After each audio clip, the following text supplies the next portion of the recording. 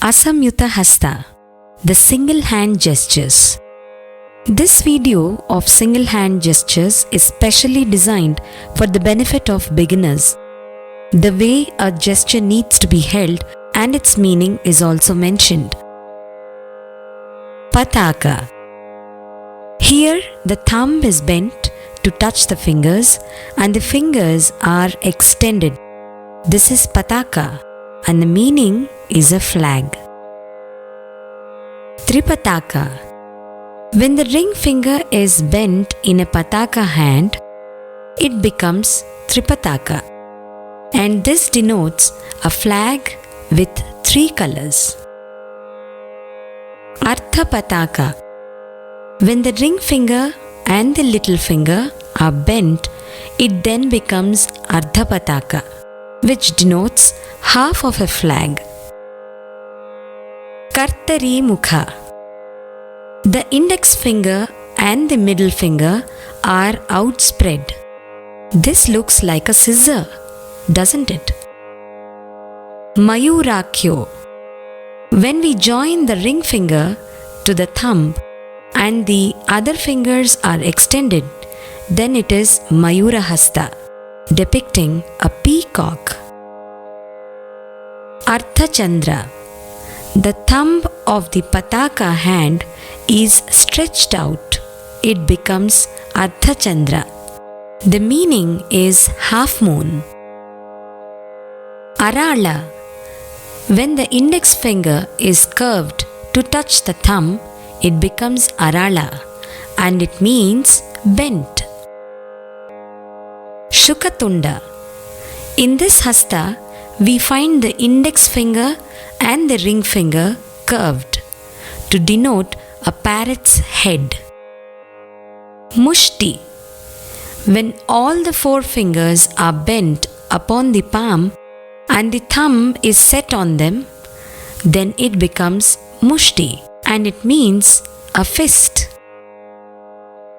Shikhara. If the Mushti hand has its thumb raised up, it becomes Shikhara, depicting a peak. Kapitha.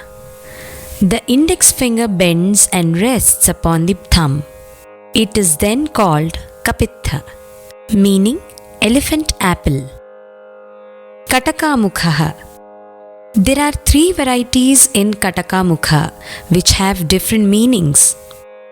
Now, this is a mudra which is used frequently in pure dance, that is nritta. We need to rest the index finger and the middle finger on the thumb, and the meaning is opening of a bracelet. Katakamukha. In this variety of Katakamukha, the middle and the index fingers are curved and rest on the thumb, denoting a bird. Katakamukha. This last variety denotes a girl.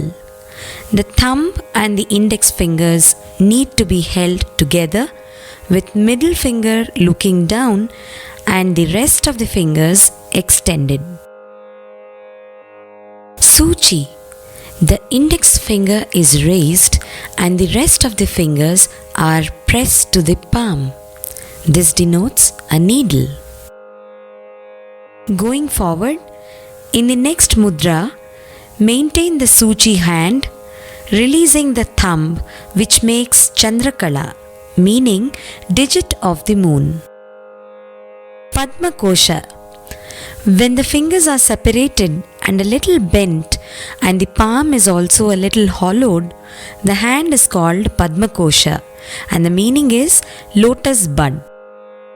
Sarpa Shirsha. In this hasta, the tips of the fingers in the pataka hand are bent, which looks like a snake's hood. Mruga Shirsha. When the thumb and the little fingers are extended and the 3 fingers in the middle are bent forward, it forms Mruga Shirsha, denoting a deer's head. Simhamukha. The tips of the middle finger and the ring finger are applied to the thumb and the rest of the fingers are extended. This hand means a lion's face. Kangula or Langula.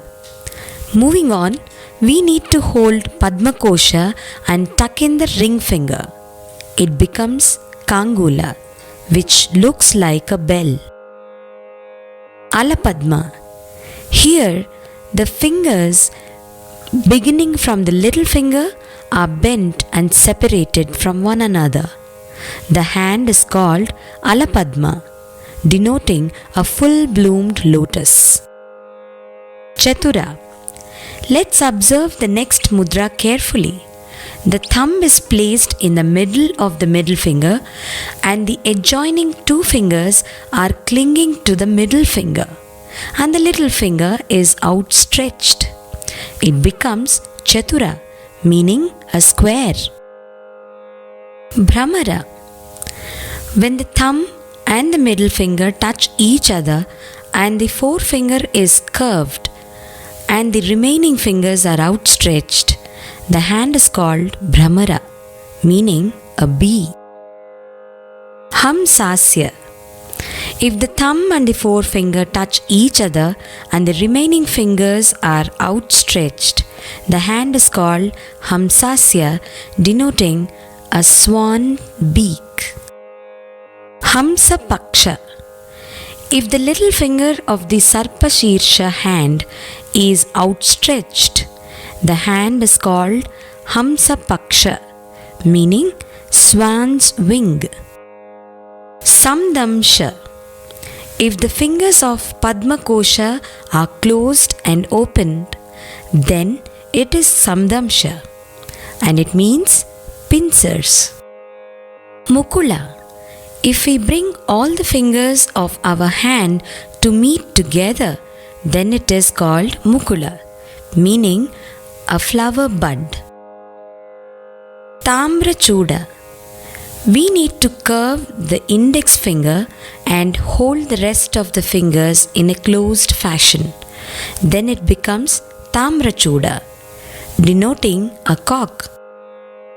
Trishula. We need to hold the thumb and the little finger, stretching the middle three fingers upright as if to show number 3. It denotes Trishula, the powerful weapon. Why don't you try now? Say the name, hold the hasta and practice.